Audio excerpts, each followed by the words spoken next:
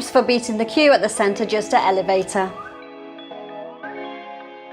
The Santa Justa Elevator is Lisbon's own little piece of steampunk magic.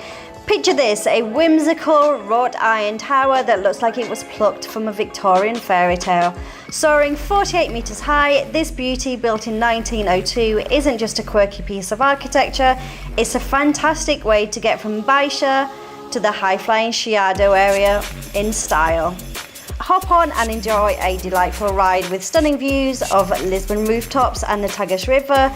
The elevator's charming interior and panoramic viewing platform at the top offer Instagram-worthy shots that'll make your friends back home green with envy. But heads up, that line can get long, and I mean long, especially during peak tourist season.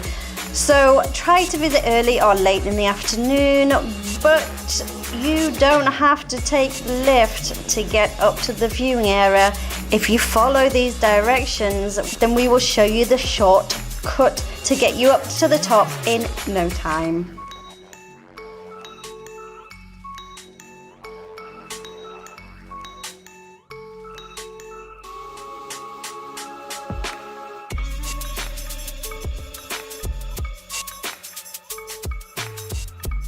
If you're finding this content useful, please don't hesitate to like, share and subscribe. We would love to have you on board.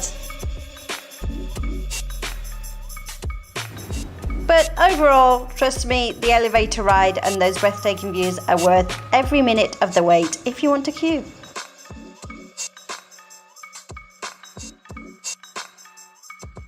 Tips for getting on the Tram 28. Taking the Tram 28 in Lisbon is like stepping into a living postcard. It's a ride full of charm and history. So here are a few tips to make your tram adventure a breeze. Firstly, aim to hop on as early as possible. The tram starts around 5:30, 6 o'clock in the morning, so you will avoid the crowds and snag yourself a good seat. Avoid getting the tram at Martin Moniz if you can. As you can see, the queues are horrendous. If you can catch the tram from Campo Ourique, there's a much better chance of getting a seat, and also it gives you the opportunity to ride the entire route because there's much more to see than what's in central Lisbon. When you are on board, keep an eye on your belongings. The tram can get really packed.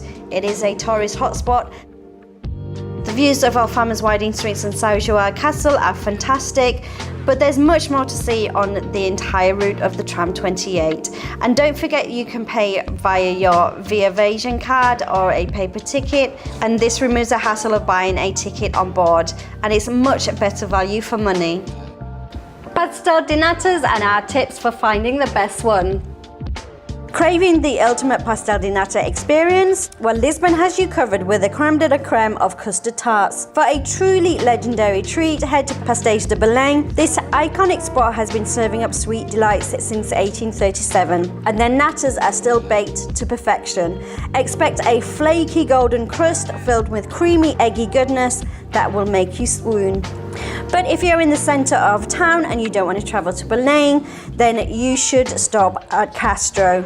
This charming bakery in the heart of Lisbon is known for its irresistible pastel de nata, with a perfectly crisp shell and a filling that's delightfully creamy and just the right amount of sweet. They really are the best pastel de natas in Lisbon and in Porto.